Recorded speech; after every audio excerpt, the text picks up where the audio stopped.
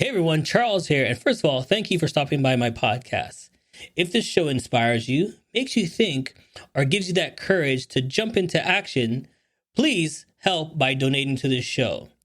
Click the link in the description and donate. Your donation helps us with production and finding great guests moving forward. Thank you and enjoy.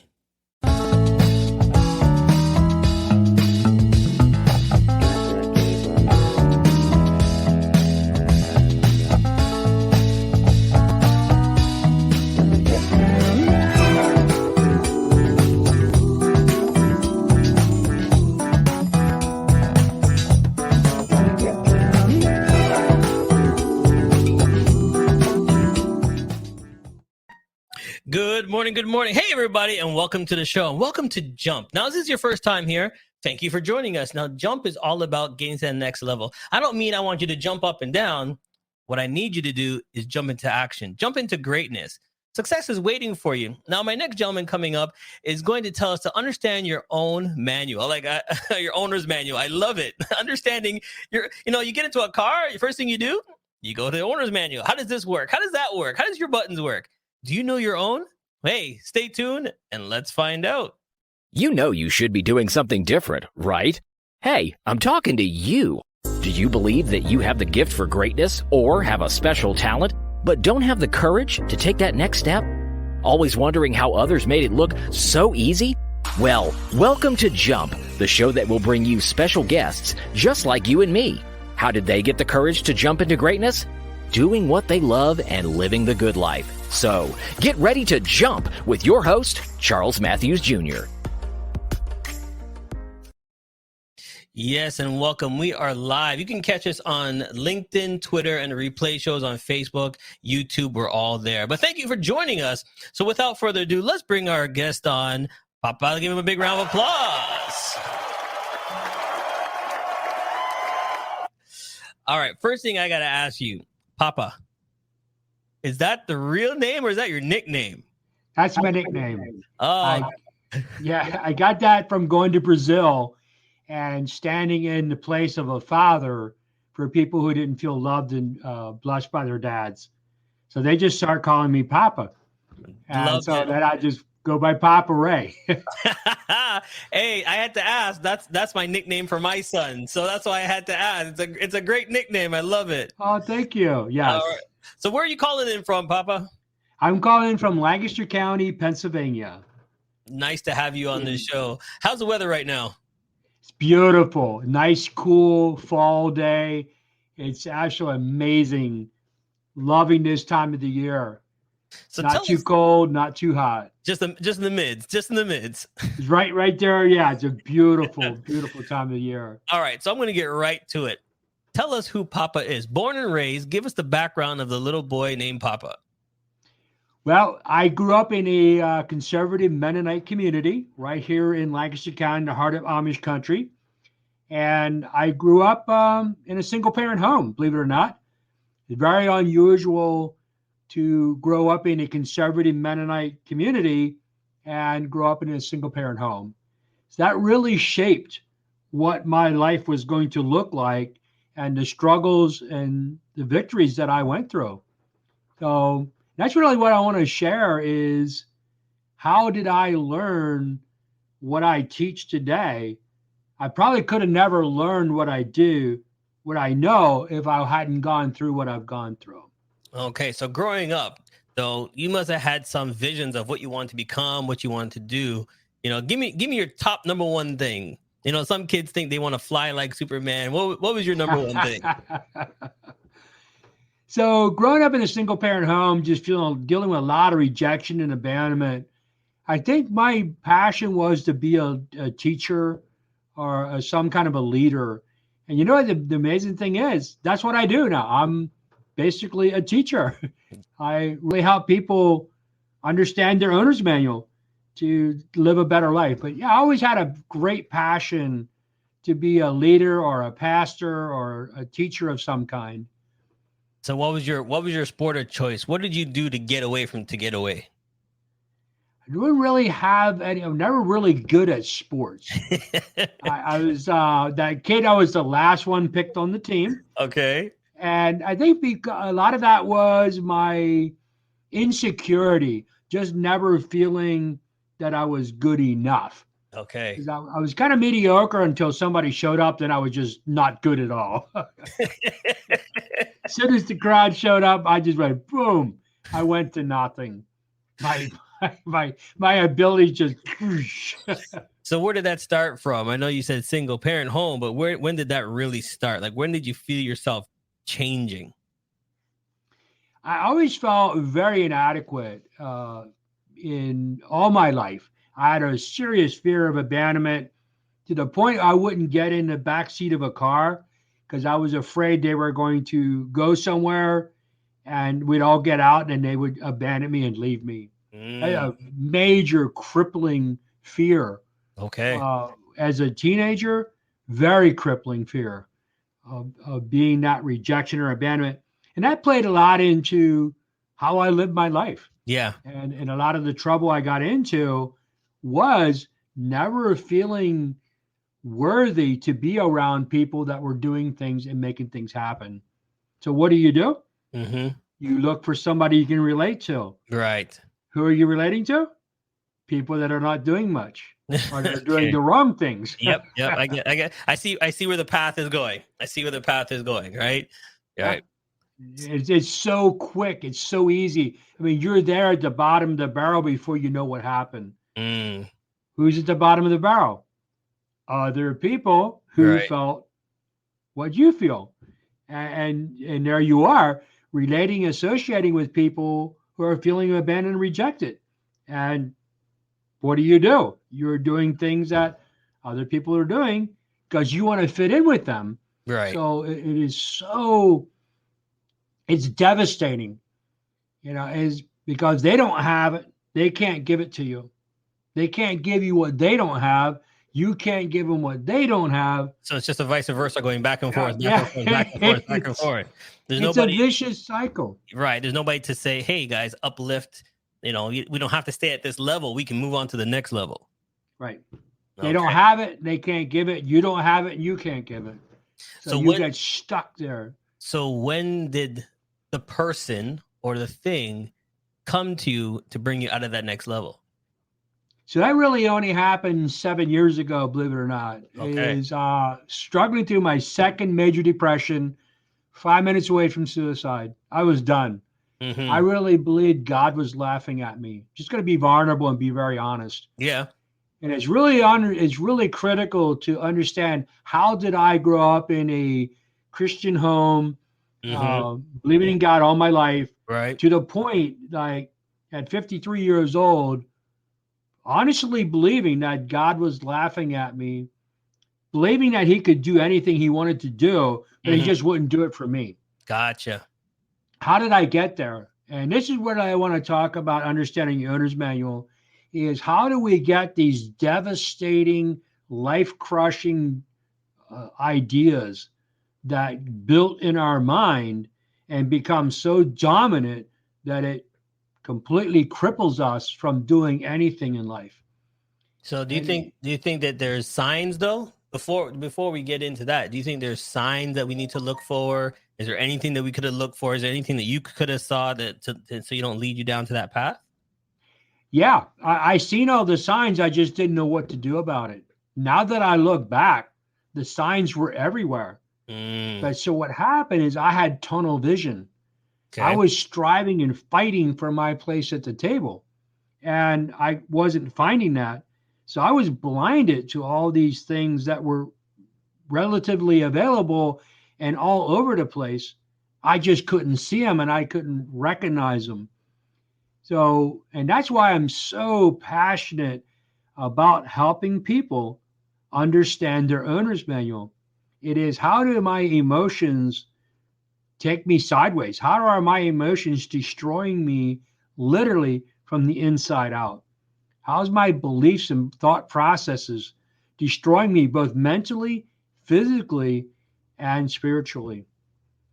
Because it's not just one thing. It can be compounded. It just keeps going and going and going. It just 100%. Okay. It's exactly what it does. It compounds itself unbelievably And I'm talking about a force multiplier that it's incredible that once you start on this journey of feeling rejected and abandoned, it'll take you so fast, Yep. unbelievably. And I'm talking about, I grew up in a church 100% believing God could do anything he wanted to do. I never did not believe that he could not do it. I just believed he didn't want to. So it's not like he's not there. It's just like, hey, he didn't want to do it for me at that time. Come on. It's 100% in what I was believing. And so this is why I'm so passionate. Now I'm a personal transformation coach. Mm-hmm. I lead people into incredible life-changing breakthroughs within a few hours Okay. just by understanding your owner's manual. And this is so critical. And I'm very, very passionate about teaching the world, Mm-hmm. whoever wants to listen, how you can have massive changes and breakthroughs in very, very short amount of time just by setting the truth. You will know the truth, and the truth will set you free. Mm. That would also mean the truth if about. you're Sorry, go ahead. I'm just trying to. I'm taking my notes because everybody should be taking their notes, right? When you say Yeah. the truth about what? What are we talking about? The truth is. So the Bible says you shall know the truth, and the truth will set you free. Right. So now I say, okay, that is right. So that means if you're not free in any area of your life, you don't have the truth. That means that would mean you're holding on to a lie. So you mean like is it like something that you're still holding on to, some hurt from the past, something that's still there and you can't let it go. So every time you do that, you're just hurting yourself. You got it. Okay. And that's part of understanding your owner's manual. And it's when we dive into the depth of how your body, your soul, your mind, will, and emotions, and your spirit work together and against each other. It totally makes sense. Gotcha. So thinking back now, people always said, let it go. And you're like, they're just saying that. But in hindsight, when they say let it go, it's a real thing. Yes. You know what I mean? Yes. You can't carry things over with you. It happened, deal with it, move on. But then we tend to harp on it for years. I'm glad you brought that up in that way, because there's a significant reason why you can't let it go. Okay.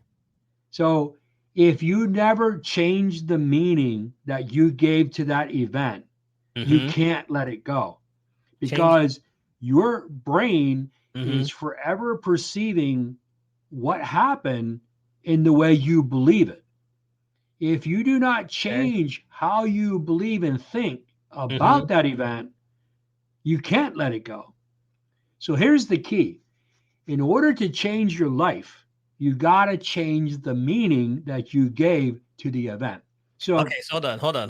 Now you got into a next level with me here now. So you're telling me changing the level. So if I thought, he did it against me, he must have hated me, he did it against me. If I don't never change that, I'll keep thinking in my head, well, why did he do it to me? What did I do wrong? Why did I figure it out? Not just, he was just having a bad day. Something happened. It's nothing to do with me. I move on from it. I keep thinking it's me. Let me dive into how does your brain work and your bodies work together. So if you can imagine your brain, you are the sum total of every part that makes up the whole of who you are.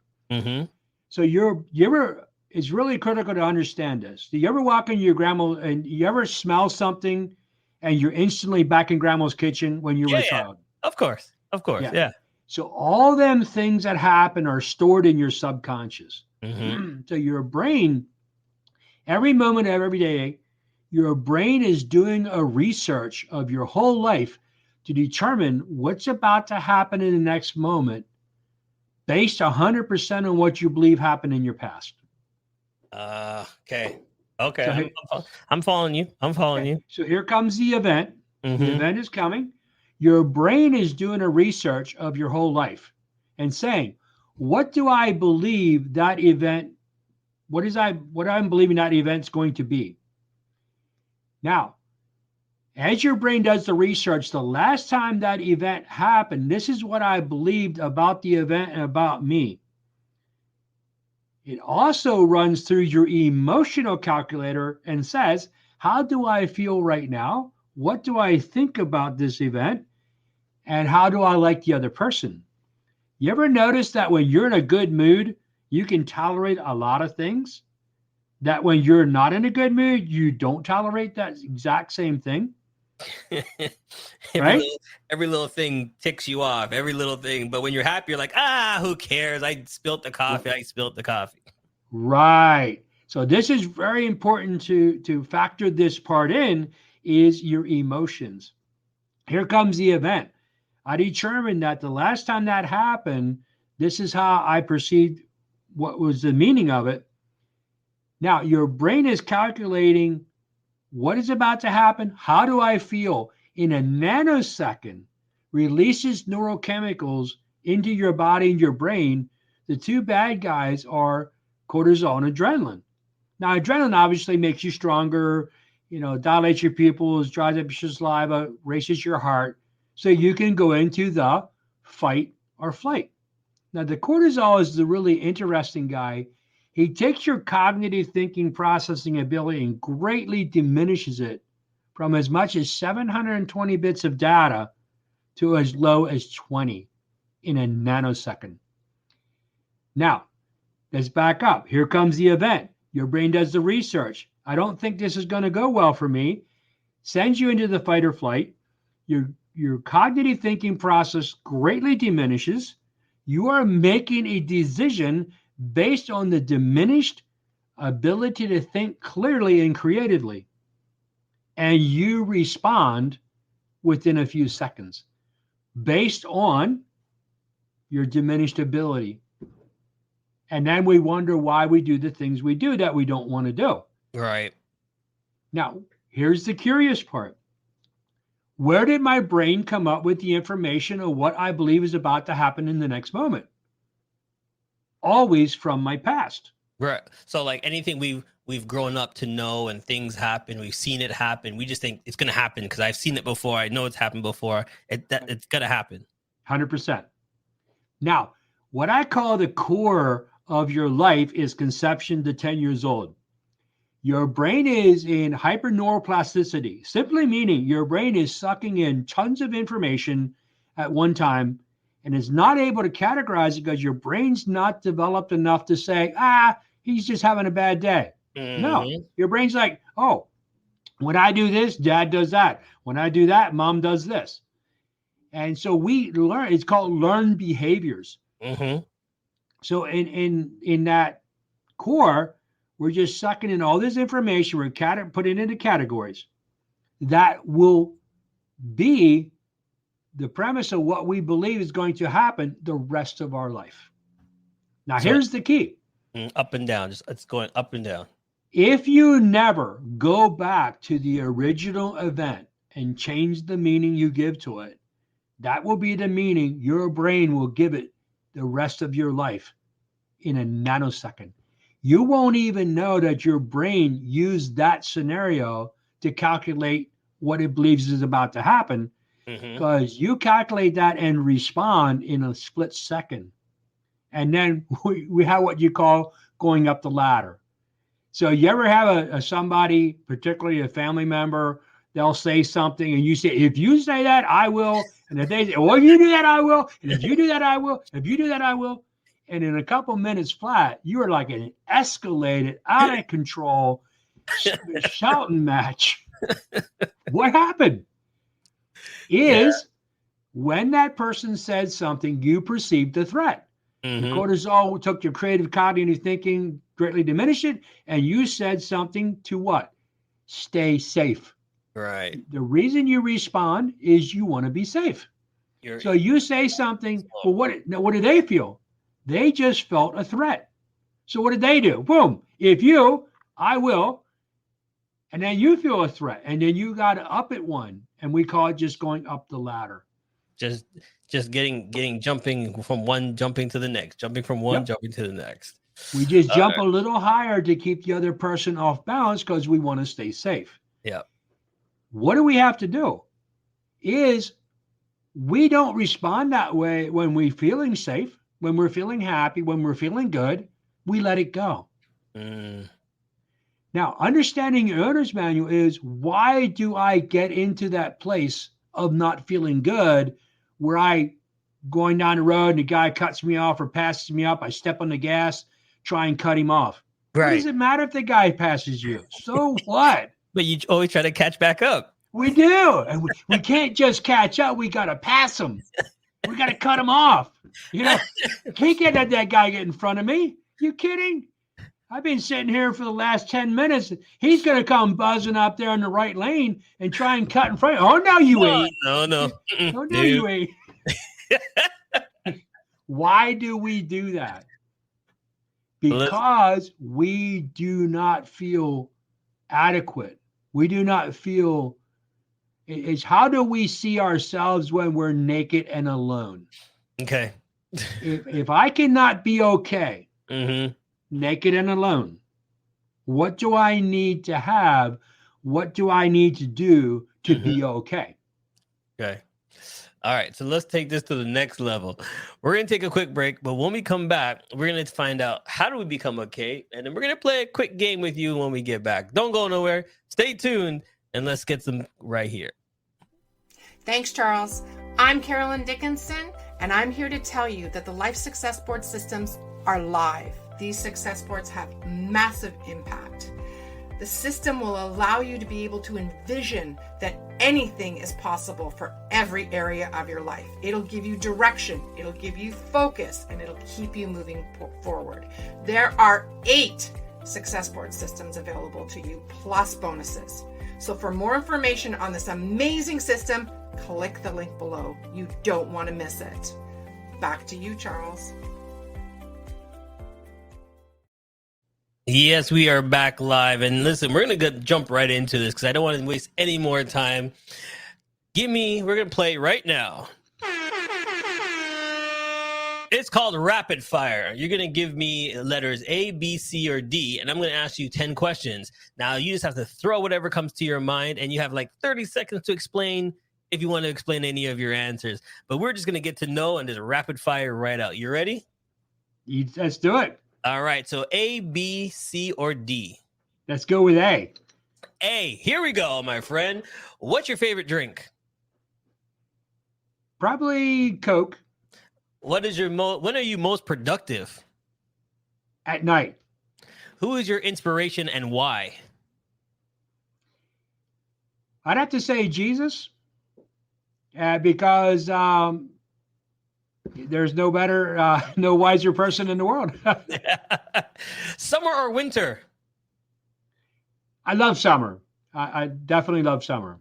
What's something happening into your life right now that's making you happy? I just released my first set of books. Daddy, Why Don't You Love Me? A father's blessing to a son and a daughter, healing the wounds of the absent and abusive fathers. There you go. He's an author, ladies and gentlemen. There he is. He's an author. Thank you. What's your favorite number and why? Number 1, because I want to be,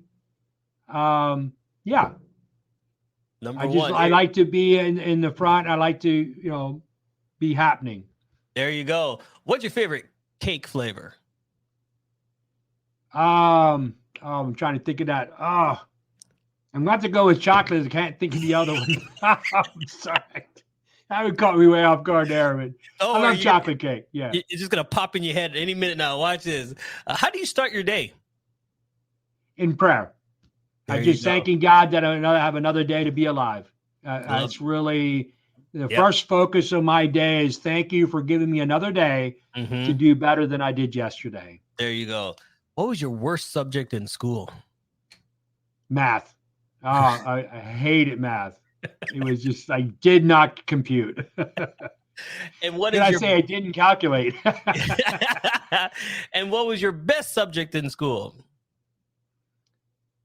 First thing comes to mind is recess. School was not a good place for me. It did not work. There you go. You made it through, my friend. There you go. You made it through. Now, let me ask you this then. Before we get into the Onions Manual, you said being first, thanking God for the mornings, first thing to wake up. These are regiments now that you've just put into place, or have you always had these regiments, or they're just slowly coming into you now? I did not. No, this is really after my last bout with depression and suicide. I'm so thankful now for life. I have a completely different outlook on life in the last 6 years. Mm-hmm. So the first year after I broke through that was kind of trying to find my balance and who I am. But the last 6 years have been an accelerated growth, massively changed my circle of influence. My circle of influences are changing in improving on a almost yearly basis or monthly basis. Okay. Is I'm in my finding security in who I am, and a big part of that is just changing my circle of influence. It's just been amazing. There you go. There you go. All right. So let's find out. I need to know, you pick up the older manuals. They're in different languages sometimes. You can't read it. How do you decipher the owner manual? So your owner's manual is, you really got to understand, number one is your emotions. So if you don't understand how your emotions work, emotions are simply a set of beliefs. What do you believe about you? And that primarily comes from your childhood. And this is why I wrote the book, Daddy, Why Don't You Love Me? Healing the Wounds of the Absent and Abusive Fathers, Sharing the Blessing to a Son and a Daughter, is we will run the rest of our life on how do we think our fathers loved us or didn't love us. That is probably one of the most crucial, impactful things that a person's going to deal with. If you look at the statistics of people that are in teen pregnancy, alcohol, drug abuse, incarcerated, and all kinds of struggles, the majority of them did not have good fathers in their homes. So that is one of the most critical, foundational principles of how to be overcome your emotional struggles. And that's why this book is so critical, because in there we start at conception and we share a blessing of love and acceptance from conception, first, second, third trimester, birth, infant, toddler, youth, adult. And I started this blessing in 2004 in Brazil. Been back to Brazil a total of 6 times. And every person I share this blessing with has incredible, major transformation. Because what it's doing is, we talked about the lie. You know the truth sets you free. Right. If you're not free, where's the lie? The lie is, I didn't feel loved. And this is one of the most critical. When I do my personal transformation coaching, standing as a father and blessing them as my son and daughter, it probably moves the needle more than any other thing that I do, is because this is one of the first lies that can come into your life is, my dad don't love me. And people will literally carry this to their graves. And I've seen so many successful people that are really still trying to say, Daddy, am I doing it good enough now? Right. Daddy, do you love me now? And I see, when you get behind the curtain with a lot of successful people, they're really trying to help. They're really trying to hear, Daddy, do you love me? Daddy, am I good enough? And this is why one of the reasons I wrote this book. And my next book is going to be titled Understanding Your Owner's Manual, which I'm going to dive much, much deeper into the psychological, emotional, physical aspects, including epigenetics. Is simply, how does your brain and your thought process literally affect your physical body and your immune system? It's very, very intriguing. All right. So you're on the Jump podcast because we want people to jump into action, jump into greatness. So what's the first thing we need to do to jump in to figure this out? What's the first thing we should do to jump? So you really got to jump is, where are you hurting? what is the missing piece in your life? And I have this broken cup here in my office, and when I have clients come over, I say the people who hurt you were broken and empty. They couldn't give you what they didn't have. So the jump point is you got to look at your pain and realize that person who hurt you was broken and empty. They could not give you what they did not have. That is so critical. The only way you're going to change anything in your life is if you go back to the original event and change the meaning you gave to it. If you never go back and change the meaning, you're going to struggle to run a maintenance mode. Maintenance mode is I'm going to try and suppress that. I'm going to try and push that down, and I'm not going to let that dictate what I do. I'm sorry. Until you change the meaning, it's going to forever dictate what you do. Yes. All right. All right. We have time for one more. We're going to have some fun before we let you go. Now time for Pick 3.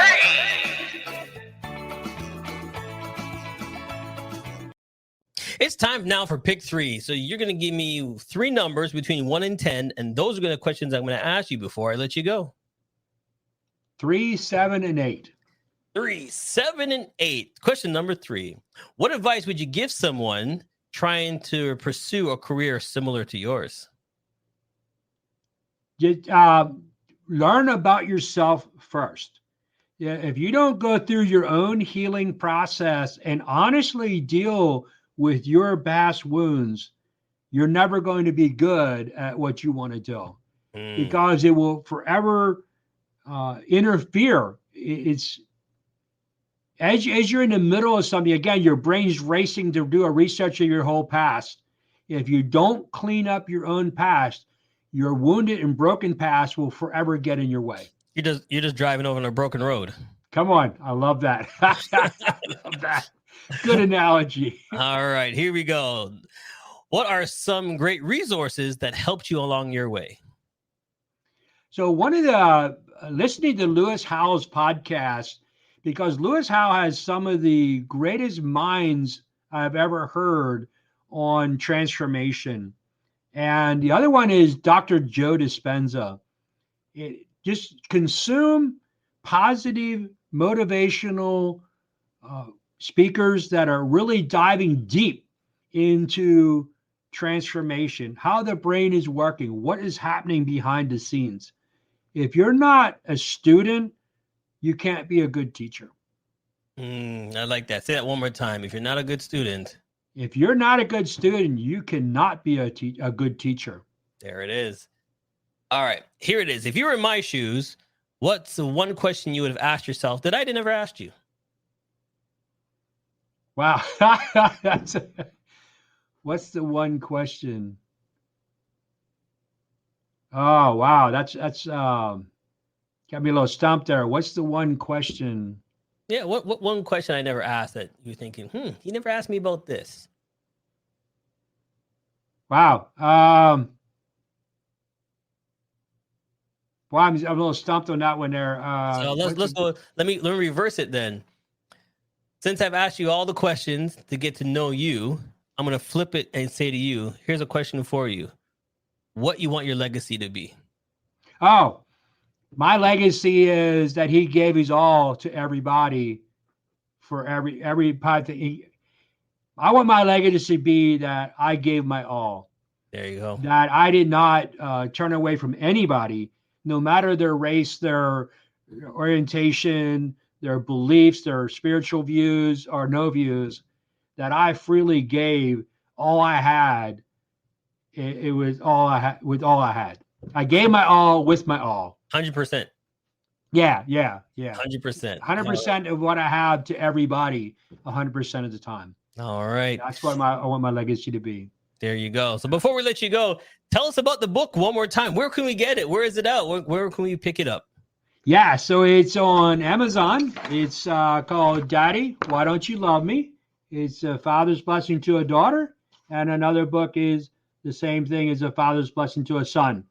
You can get that on Amazon and you will be blessed. And if you get the book, please leave me a review on Amazon, and by all means, let me know how your testimony after reading the book.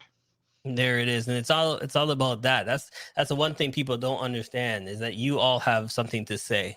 Well, my friend, thank you so much for joining us on The Jump. It's been my pleasure to have you. Thank you so much, and all the best with you in the book. Thank you. Appreciate it. Thanks All for having me on. I really appreciate it. So listen, everybody, here it is. If you don't get off the path, you're never going to see what's in the head of you. If you keep going on the same path over and over and over again, yeah, you see the same trees, you see everything. You say, I'm used to this. This is comfortable. But then you're never going to get off to that path, because greatness is there for you. So like we said, check the owner's manual. See what you can do. There might be little things, little tweaks here and there that you never knew you could try. So try it now and get into greatness. It's time for you to jump. Thanks for watching, everybody. I hope you enjoy it, and we'll see you next time. Has come to an end. But the fun doesn't have to stop here. If you have any questions, suggestions, or feedback, head over right now to Twitter and Facebook and like, share, and get involved. Join us next time.